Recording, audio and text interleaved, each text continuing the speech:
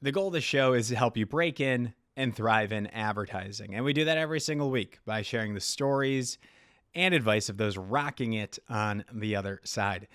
And we also post news in 60 seconds or less every single weekday on our LinkedIn. You got to be following us at Breaking and Entering Media on LinkedIn for that. Turn on post notifications. It's a lot of fun. I promise you, it's unlike any other news, blog, outlet you've ever seen before. So follow us on LinkedIn if you aren't already. And today's guest is none other than Nikki Baker, CEO, that's Chief Executive Officer of Fallon. Nikki's journey is nothing short of inspiring, starting as an art director and rising to the top as CEO of one of the most iconic creative agencies in history. Fallon is based in Minneapolis and has been setting the standard for creativity since 1981 with a philosophy of outsmart, not outspend. So if you don't, you must study advertising and advertising history. And Fallon is one that should be on your list. Tom McElligott is one of the best to ever do it in this industry. You should study his work. But back to Nikki.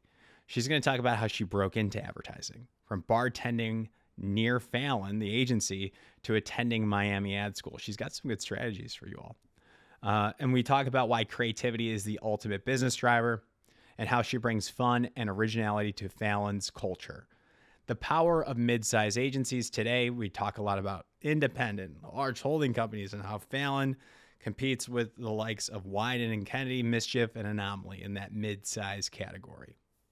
And we go behind the scenes, a little bit behind their work, including Arby's, Walmart, and How Do You Sleep at Night campaign for Mattress Firm. And she'll, of course, give her best advice for breaking in today, including why presenting well matters and how to network smartly and what creative stunts actually get noticed. So all this here, if you want to connect with Nikki, towards the end of the show, she explains how to do that. A lot of great advice all around. You're going to love it. I love speaking with Nikki, and I'm hoping that we work with her further in the future. Now, on with the show. And before, make sure you also give this 5 stars on Apple and on Spotify. Just had to plug that plug in. Now, on with the show. This is the Breaking and Entering Advertising Podcast, and as usual, I'm your accomplice, Gino Schellenberger. Kick it, Mikey.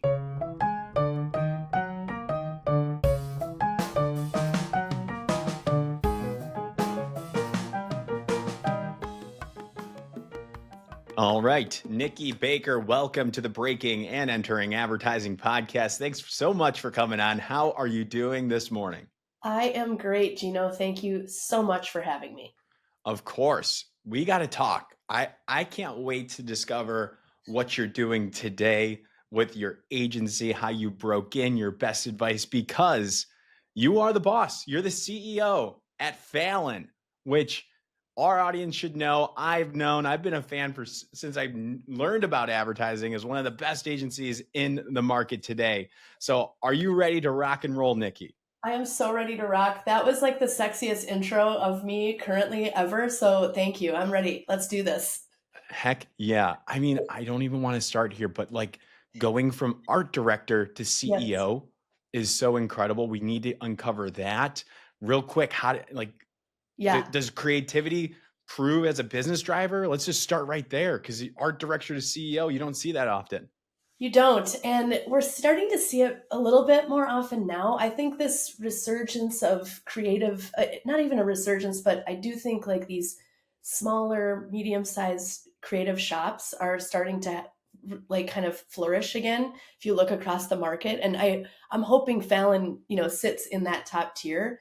And being a creative leader is sort of something that just kind of sets us apart, because I always say like we should be the absolute best moment of a client's day, and everything we do should just ooze of creativity and fun and weirdness, because that's obviously all we need to do as marketers is break through, and so just kind of having that within everything we do is really important. I Totally. think, yeah. It is the best part of the day. I mean, I am a small business owner and I had like a little bit of a rebrand. You can see with our Yeah, crooked poster here. And just working with the small agency, our friends. yeah, It is the best part because we're the brand side folks, marketers are stressed about finances, selling, content creation, whatever it might be. When an ad agency call is on the schedule, they can sit back and be amazed. It's so so true. So the true. fact that you're bringing fun to advertising with Fallon is it makes sense, and I'm sure it's going to be a good strategy for you all. Yes, absolutely. If we're not having fun at the end of the day and working with people that we like, I don't know I don't know what we're doing. So Totally. Totally. So let's get into it. So tell me about yeah, Fallon today, because I know it, like mentioned before, it is historic. It's in Minneapolis. Minneapolis is, this hub for creativity. We know the New York, we know the LA, we know the Chicago. Minneapolis is right there. Same thing with like Richmond. They have good shops too. yep, But yep. I wouldn't even put that in the same category. It's just a different ball game. So tell me about Fallon, how it sits in the Minneapolis market, what you guys are up to today. Yeah, absolutely. So I mean, like you said, Fallon's been around since 1981, and it's funny because I'd say this, it might sound like a spiel. I don't mean it to, but when Fallon opened its doors in 81, their their their thing was outsmart versus outspend. And it was true at the time, and it's honestly even truer today with clients' budgets being splintered into a million different directions. And so I think we are still like capitalizing and talking about being able to outsmart. Like we have the smartest people in the industry working at Fallon. I think everybody, I always call us like a total bunch of weirdos. And I say that in the best sense because every single person that works at Fallon is a Swiss Army knife. We also have we're one of the only creative agencies that has still media in house. We find that that completely sets us apart as far as especially when it comes to outsmarting versus outspending, knowing where clients can get the most bang for their buck. And it all is basically all these Swiss Army knives at Fallon are kind of working in tandem to figure out, all in service of the best ideas. Still, at our core, we're always in service of great creativity. We are ambitious as hell, and we. I like to say, I have this cheesy phrase on up at my house. It's like work hard and be nice to people, and I think that's exactly what Fallon stands for now. We have big clients, we have small clients.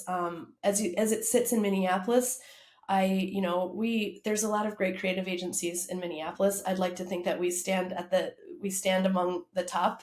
And I also think right now, as when it comes to even pitching, we're pitching against some of the best mid-sized agencies in the country when it comes to like a Widen, a Mischief, and Anomalies and stuff like that. So I'm happy with. We're excited. I feel like we have momentum at the moment, and I do think holding ourselves accountable to all the amazing work that Fallon's done, like you said, is really what I'm here to do as we kind of break into this new era of Fallon. Yeah. I mean, now that I'm on like the ad trade journalist side, I've Yeah, been following the news, I've been commenting on the news every single day. And it seems like a lot of the headlines in the big ad trade publications, which we're going to take down, um, are either skewed towards small, brand new independent shops, very small, or the large holding company, different mergers and stuff like that. We tend to skip over the comfortably mid-size and agencies and what they offer and how they're standing out. I think that matters. I think the mid-size is like the Goldilocks zone. What's your take on like call to action? Why does mid-size matter today? I totally agree. And I think it matters because first of all, ideas are still really, really important.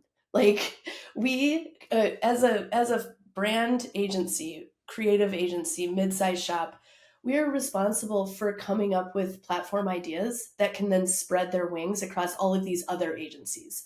And I take that very seriously, and I think it should cost money. Like, I do think these big brand ideas are incredibly important. And I also think what we can do as these mid-size agencies, is we have enough behind us to kind of be able to start to identify where these ideas go. Like I said, we have media, we can kind of give you a playbook of sorts, versus when it's really small, you might not be able to have the scale. And when, it's too big, it might also, sometimes I'm a fan of, like, I just love personal interaction as well. People want, like, I want to talk to people. I want to talk, like, I don't want to have my only conversations with clients be on big meetings. Like, so I think there is a Goldilocks zone of, like, I'm still picking up the phone all the time to call people, like, everybody knows my like, text me if you ever want to get a hold of me, anytime. Yeah. So Yeah. And can you tell me about some of the clients that you're working on today, some of the work that you're really proud yeah, of that has come out recently? absolutely. We have a couple of, like, marquee retail sort of accounts. We have Arby's that we've had for 10 plus years. We have the meats. We're starting to, we're still doing great work for them. We also have Walmart, which Fallon plays a huge role in. And Walmart is we're part of the Publicis network. So we have a lot of different agencies that work on Walmart. And I kind of, as a creative lead, my other hat, I lead those agencies. And I just love the work we've been doing for Walmart is in the cultural, like, I call it cultural commerce, advertainment space, is something I'm really proud of. At Fallon, we also have, I should mention my creative partner, Leslie Schaefer, who's the CCO. We used to be co-CCOs. Now I'm the CEO and she's the CCO. We do Mattress Firm. So I don't know, Gino, have you seen those ads, or How Do You Sleep at Night? They're really fun. I think I It's have. Tell me more it's about them. it's basically like, so it's a guy, like, you imagine a guy at, like, a party, and he's dipping a chip into a big piece of guacamole, and you can kind of hear it, and it's like, oh god, it sounds gross. And he's, like, getting it all over his hands and everything like that, and double dips, and then he just, like, a guy just looks at him and is like, dude, how do you sleep at night? He's like, on a mattress from Mattress Firm. So I can Love it. sleep all night long. So Yes. yeah, it's Yes. very fun. That's so fun. So we're doing What was so the yeah. big insight there? Tell me about that campaign. Well, it's basically when you, like, there's, like, a lifestyle moment to sleeping versus, like, just selling mattresses. We're selling sleep, and we're Mm. selling, like, good sleep. And so no matter who you are, if you're sleeping on a mattress from Mattress Firm, you can sleep well. And so it was a kind of a touchy one, because we were like, well, Yeah. are we going to be a brand that only talks about bad people? Like, Right. 'cause, you know what I mean? Because there's a guy on a plane that's got his socks off, and it's like, how do you sleep at night, man? But it's more that these people exist and they're relatable, super relatable. So it's like, if Right. you You can have to sleep, toe that anyone. line. You have to really Exactly. toe that line because you can get into some really bad things and people do. Yes. And like, I'm sure those creative ideation sessions were so fun. And like, Yes. you know, were you there to like kind of It's like draw that line, like put those parameters on like the tone of that campaign, or was there another person? it's Leslie, and then there's a great team on it. And I will say, though, that we will just, like, shoot out mass text to everyone in the agency, or even friends, to be like, what's an annoying thing that's happened to you? It's Yeah. like, Yeah. You, perhaps you'll make it into a spot. oh my So gosh. That's so funny. That actually like brings me back to my agency days when I was a comms lead and I would have the new business team or the creative team want me to send out like an all agency email or a Teams message, like, send in some ideas. So that's awesome that you guys do that. yes. That's a good source. Kind of like everybody can chime in from, account folks to, performance, wwhatever it might be. You want to hear all the good ideas. I love that you guys do that. Oh yeah, and I'm like a huge fan of, like, great ideas can come from anyone. It's we have departments, but, like I said, we're all like, we all can kind of be the Swiss Army knives, and come up with the ideas. And I, like, what I've said to one of my strategists, like, if one of us gets hit by a bus, we should be able to do each other's role in the meeting, on the way to the meeting, I should say. I love that. That's Yeah. something that I struggle with, like dispersing and teaching and like getting everybody involved in the organization. So that's Yep. great that you guys have that, and hopefully that's not an issue. So, but Yeah, exactly. Beware. yeah, yeah. So okay, so we got an understanding of some of the clients. How long have you been at Fallon? I've been at Fallon. It'll be 7 years in April, That's and that's a long time in agency years. You got to it multiply that by is. 7. It is. I'm like, I'm 120 years old. I was. It's funny. I don't know if I have this story. I hope I'm not going on too much of a tangent, but I went to ad school in like 2000, and I bartended at the time below Fallon. So I went to Miami Ad School in Minneapolis. They had Yep. they had a branch here, and I used to bartend at this restaurant called Ike's on the lunch shift, and like people from Fallon would come down, and I was like, oh my god, I want to work at Fallon. I can't wait to work at Fallon. These people are amazing. They tip well. I love them. They all look like they're having a good time. And so it's like, it's a dream come true. When I got the call, Leslie and I were working in Austin at the time at another great agency, GSD&M. Love those folks. And we were recruited to come and restart the New York office of Fallon. So we also have a New York office. When we got to New York, we were like, oh, this is like, there's like 5 people, and it was pretty small, and we were just like, wait, did they have stunt doubles here when we interviewed? So but we restarted that. Now we have like 45 people in New York. It's humming. It's such a cool space. It's a great, like, the people, of course the people are amazing. And so then I kind of within that moved back to Minneapolis and have since been elevated into this role as CEO pretty recently. So Okay. Got it. Got it. So how long were you in New York for roughly? I was in New York for probably 3 years, two, Yeah. and then here, like during COVID, it became a thing where I honestly, if you, I'm like, how did I get back to Minneapolis? It was one of those things where even like the people in New York who I used to, one of our group account directors lived by me, and she's like, Nikki, what, how did you move? Like, when did you move? I was like, I don't really know. It just happened. Yeah. Yeah. Yeah. So it was all a blur, but Yeah. That it's good. I'm time. originally from Minnesota, so it's good to be back here. Where'd you live in New York? I lived in Cobble Hill. I like to say Cobble Hill. Leslie, my partner, is like, you were in Carroll Gardens. I'm like, no, no, no. I was in Cobble Hill, baby. Like, Okay. yeah. Gotcha. Gotcha. That's incredible. So then the move back to Minneapolis, and then you take on the role as CEO. Is that Yes. correct? And Yes. let's hover it back. So the name of the show is Breaking and Entering Advertising. We want to know how you broke in. So you alluded to it, ad school. I like that the strategy of bartending at Yeah. the bar below the agency you want to work for. That's really smart. That everybody should take that as that's a new piece of advice in 350 episodes. That's brand new. I love Awesome. highlighting new stuff. So find a job in the daytime job or nighttime job next to the agency you want to work for. I love that. Yes. Uh, And but also find a bartending or waitressing, serving job. I say waitressing because I was. And because it just like it's made me who I am. Honestly, like, I always think that you can tell people who have been in the service industry. Totally. I worked at Nordstrom, so I did like sales there Yeah. and sold kids clothes. Oh, Uh, that's like, I don't know about now, but they did a really good job of like customer service training and at a young age. yes. So that was foundational. Anyways, when did you decide to go to ad school? Did you study this stuff in undergrad? Where'd you go? What was the Yep. impetus for ad school? I went to the University of Wisconsin in Madison.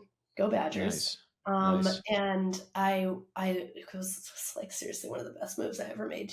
I just love, like, this is the I best. So It is the best Big Ten campus. I mean, I it went to is. Illinois, Okay. uh, Yes. and There very you go. similar Big Ten vibe. Yep. But I mean, I visited Madison, Wisconsin, like 2 summers ago, Oh, and it was like the perfect trip. We have a friend that lives out there, her family's from there. We stayed, we went on the lake, we went to the pavilion, we went to all the bars, we got like good food. And like she said she's never seen the water that still on that lake. And we got to go oh, on a boat to like a sandbar. I was like, what is this place? Like, I people know. study here. And then of course it was summer. I didn't see it all snowy and stuff, but Yeah. it was great. So what Oh did my you God. study? What did you study at Wisconsin? So I studied. I somehow double majored, and I'm not joking. I shocked myself because I basically landed. You had to have like 120 credits to graduate. I was like, I'm never graduating, and then all of a sudden I was like, oh, I have 120 credits, and I double majored in film and journalism. And so I actually wanted to be an editor. I loved it. Wisconsin had a really good journalism and film program. They were two different com arts film, and Yeah. we would make little films. We would edit on like old school Avids. Like we did. I just like lit me up, you know. And I was like, I want to be an editor at an edit house. I started learning, researching about that, and I knew I wanted to just be in like entertainment in some way. And I knew I didn't want to be in front of the camera. And so I took a bunch of those classes, took a bunch of journalism classes, and also had some advertising classes. And I was like, well, this is kind of interesting because I was like, oh, commercials. There's like mini films. And so I got involved with like a national student advertising competition. I don't Totally. know if people talk about that, Gino. Like, Yeah. so NSAC, Still a thing. we won NSAC. I was like, oh, this is awesome. Like, I like the pitch. I like all this. And then when I graduated, I was like, okay, I'm going to get a job in advertising. And I ended up like, again, I was a bartender at TGI Fridays. And I was like, okay, I can't seem to find a job. Like, and so I snuck back into the J school at Madison, and there was like an agency there presenting, and I was like, I need to get a job. Like, I'm good for this. And they're like, you can't get a job unless you have a portfolio. And so then I went to ad school. But I Hmm. always had this like hunger for like making things and creating things. And so when I went to ad school, then I just started interning, and I did it more of like that traditional way. Um, but whereas my partner now, Leslie, she actually started in publishing and just kind of snuck her way in to an agency. And so yeah, but my story is I was like, okay, so I didn't need to go to Madison for 4 years, but my God, I'm so glad I did. You definitely, I think the undergrad definitely helps, right? Like Yes. there no regrets there. But the thing that matters, and I think it's still today, where people go back and forth, but my advice is you do still need a portfolio. If you want to be Yes. an art director, if you want to be a copywriter, even strategy, hell, it doesn't even hurt to have some sort of website for account management.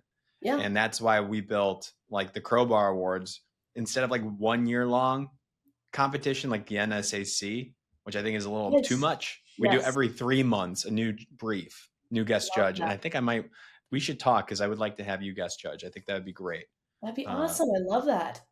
you and Leslie can co-judge it if you'd like, or just all you. But I think that'd be great. But Kara, one of our friends, we can talk with later on. But that'd be great. But you went. Fantastic. How did you decide which discipline at ad school? Did you go in knowing art direction or copywriting were options? How'd you land on that? I literally, it's funny because I was like a toss up. I kind of was like, both seem great, you know. I was always really great at like bubble letters and that kind of stuff. When I was in high school, I was always like making the student council posters. It's like I like art. But honestly, when I read the curriculum for the copywriting course, I'll never forget. It was like a stand up comedy class, and I was like, I cannot do stand up. Like that is just that's where I draw the line. I can't do public speaking, blah blah. And so that's why I went into art direction. Literally no other reason. And That's insane. and That's I so will funny. say, it's so funny, but like I will say now, looking back, like the biggest a piece of advice, I'm jumping around, but like a piece of advice I would give to young people cracking into this business is presenting is such a big deal. And so now I didn't take a stand-up comedy class, but we have had classes. I've worked really hard to present, like to figure out how I present as a human, like, and Leslie does the same thing. And I just think it's an art, and it kind of goes overlooked sometimes, but it matters. Like the word Totally. you can present the worst idea and sell it. Like, you know what I mean? Like it just, and sleep matters as well. So people who stay up all night, I'm like, no, no, no, we go to bed and then we present. I like that. Are you a fan of rehearsing beforehand? Absolutely. I'm a fan of rehearsing. Yes. Especially to time things. I don't write everything down. But I definitely go through beats, go through what our talking points. Yeah, have an outline, Sometimes, have some talking points, exactly. practice. It Yeah. goes such a long way. I Such a mean, long way. and I know there's some school of thoughts like people say we don't rehearse, we just go in. I'm like, what are you doing? I know. Like, even if you're that confident, and then Yeah. you add in, and you are probably naturally good if you are that confident, but then if you add in just a layer of rehearsal, go through the whole thing once, you will be Absolutely. so much better. Yes. And that goes for interviews. That goes when you're when 100%. you're job searching, when you're like even like just thinking about like a one-on-one with your manager, like just go over the talking points beforehand of what you want to get out there and let the people know and let your manager know. So That's a great point.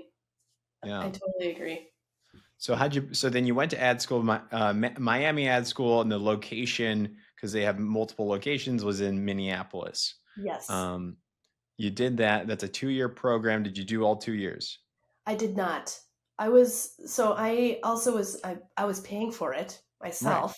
So I was Y- like, this thing is expensive. I got to just do it until I get a job. And then dip.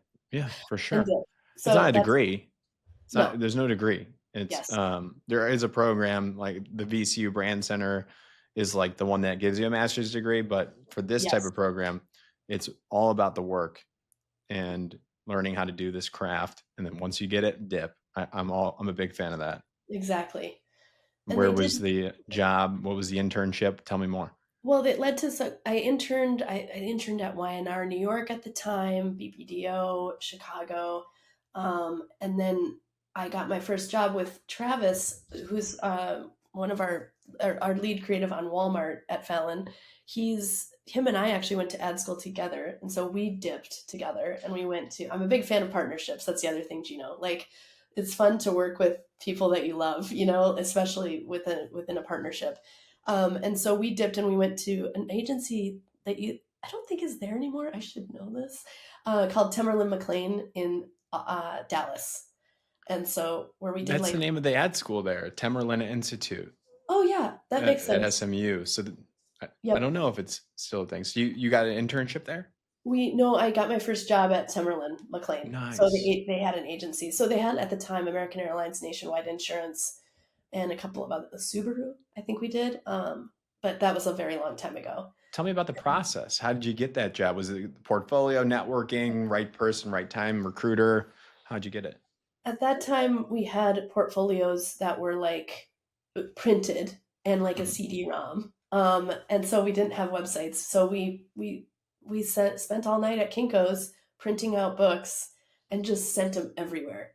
And so they called us. They were the first to call, and we were like, "Yeah, let's go. Let's check this out." And it remains my two of my mentors, Wade and Jay, are like they were my first bosses, and so we're still in touch, and it was a great experience. And then I've moved around to a couple of other agencies. I think moving agencies is a good thing. I don't want anybody at Fallon to leave. Just don't listen to this, but like I do Yeah, think yeah, it's a good thing to see it for perspective. I'm all yeah. about perspective. So Yeah, I mean, there's financial reasons as well, and like growth reasons with that. You yep, might, yeah, like there's opportunities, you can negotiate higher, you might want to try a different city, new clients, new brands. It totally makes sense. And I think our listeners have a pretty good understanding that this is not a career where you most likely you're not going to stay at the same company for 40 years and retire.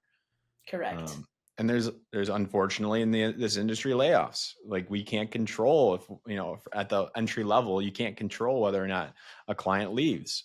I mean, you can work really hard and you can try to make the best ads possible, but there's things out of your control at the entry level where you might get cut, and that's okay. You It just pick is. yourself back up. What advice do you have for people that are kind of stressed about that? Because this is, for the most part, a pretty dynamic industry. Yeah, it is. It's like, well, you're only as good as your last presentation. Mhm. I think the key is to just don't lose your confidence. Like, it's really easy to lose confidence in this industry, and usually those kinds of layoffs don't have anything to do with the quality of your work. It's more just like it's happenstance. It's like you lose a huge account, you can't keep all these people. So I just think, keeping, I'm a positive person. I'm a big fan of that kind of energy going out, Mhm. will come back in. And so, yeah, just keep your head up and just start networking like crazy. And I do think a lot of times we are in a great industry where people are watching out for each other and, helping each other if, Yes. with jobs and any kinds of openings. And what's great too is our industry has now stretched into tech, into client side and all that stuff. So there are a lot of Hmm. opportunities, but it's tough and you can get down. Once you lose your confidence though, oh my God, it's hard to get back. Hmm. Hmm. That's a good reminder. That's a good reminder. And it seems like Minneapolis is specifically good at helping each other out. Like it's not as like New York. I mean, I've been here for 6 months now, and I've already got an edge. I'm like, I want to, I get angry now. Yeah, But I when I know. was in Minneapolis, I was at the Ad Bowl. And I saw at another agency. I saw like 4 other agency like competitors at the same event. I was like, Yeah.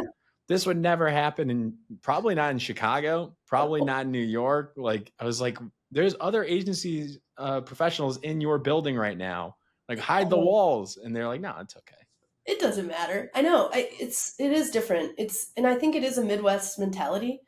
You can go like you can be too nice, but I think we've like I hope I don't know like the asshole we since Pat Fallon we was like don't hire assholes. Like Mhm. it's just it's not worth it. And I think and that is very like Minnesota, but also I think it's like important to be nice but with edge, a little bit of both. Yeah, it's not So weakness. Kindness, not exactly. weakness. Yeah. Yeah, and ambition. And when it's funny because I I do when I operate on Walmart with like we have 5 agencies, and usually those situations are Hmm. horrible. Like Yeah. at Enter other heavy IATs. companies, yeah. Yeah. Usually it's like everybody's land grabbing, and everybody was wanting their projects to do this, and but we've operated it in a place of like we're all in this together, one team, one dream. We all really like each other. We're there for each other. We're helping each other. Like sometimes a Digitas team might be working with a Fallon creative lead or vice versa. Sure. And it's awesome. It works. And so I think that's the only way to get to great work is, when we're all in it together. Totally. Um, so looking back at your career, like what are some of the things you would tell somebody breaking into this industry today, knowing what you know now Hmm. in art direction or any sort of field? Yeah, I would tell I would tell people it's a tough industry because it's moving so fast, and it's also we're in creative industry and it's subjective.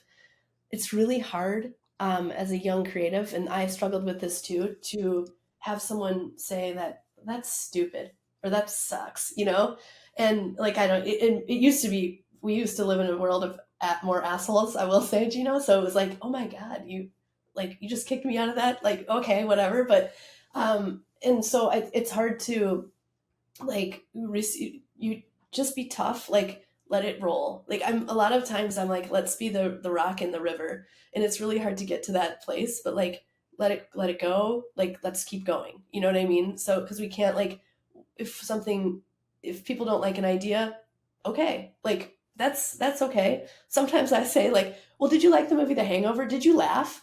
Because I laughed. So if you're not like okay, if you don't like this, that's weird, but like you should like like it's like sometimes people just don't have like it arbitrarily just don't like something, and it's like there's nothing you can do. So yeah, you have to have some thick skin. And Hmm. I think just always being when it comes to kind of breaking into this industry, we are in a creative industry, and like so doing creative work to set yourself apart is really important, and to be like if we're in marketing, I'm looking for you to market yourself as well. Like and so I think that's kind of it's really hard to I get a lot of LinkedIn's and emails and things like that, and it's hard to respond. But if you're doing it in a way that feels like oh that's what I would want, that's what I want someone doing like I want a creative person that's come up with like a I don't know some like we had a kid that or I shouldn't say kid, we had a guy who put an ad on a billboard in Minneapolis to get a job. You know what I mean? And it's like okay, I like that guy. Now Let's we're hire. talking. I was going to ask for an Yeah. example. I mean, Yes. or you start a podcast or a blog of some sort, or offer Yes. value in some sort that's different from I need a job. Can I have 20 minutes of your time to tell you why I need a Exactly. job? Yes. Yeah, you kind of have So I'm to. sure you hear that too. Yeah, yeah. You kind of have to like create a little brief for yourself. once your portfolio is done and you have the experience and you're ready to rock and roll, the materials I feel like need to happen first before you could do any stunt. Because if you get attention, they look at you and then they Yep. see that you only have one campaign or for a local coffee shop that nobody knows about, then it won't be really helpful. So you Totally got to get agree. that. And then create a brief like, okay, I have all this stuff now. I'm ready for a job. What can I do to get Fallon's attention?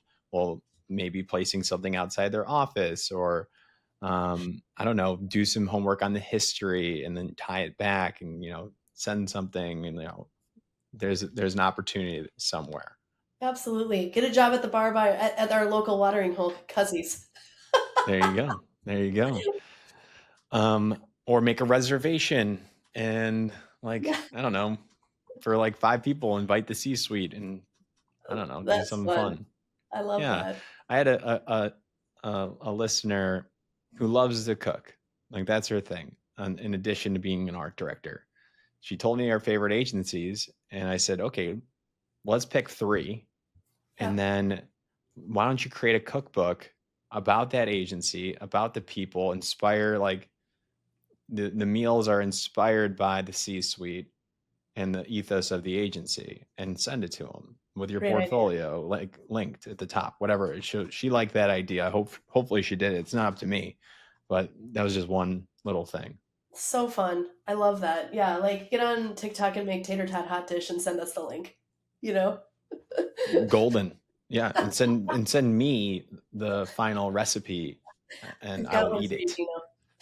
Yeah. Nikki, anything else that we didn't cover? We're learning a lot, but please let me know if we missed anything. I don't think so. Um,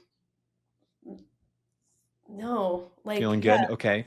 Then that's how all. can people reach out to you if they do have further questions, if they do it in a creative way? How should they get your attention? You can get my attention if you find my cell phone somewhere and text me. You always have my attention. But otherwise, get on TikTok and make tater tot hot dish for me. Yeah, there we go. There's Tag lots of tag Fallon. That's yes. a fun way to do it. Think about all the stuff we said. And I think I'm feeling really good. I thank you for coming on, Nikki. This Yeah, has been great. I hope to visit one day, and I wish you all the success. Win a bunch of work, hire more people, keep growing the mission there. I know you will.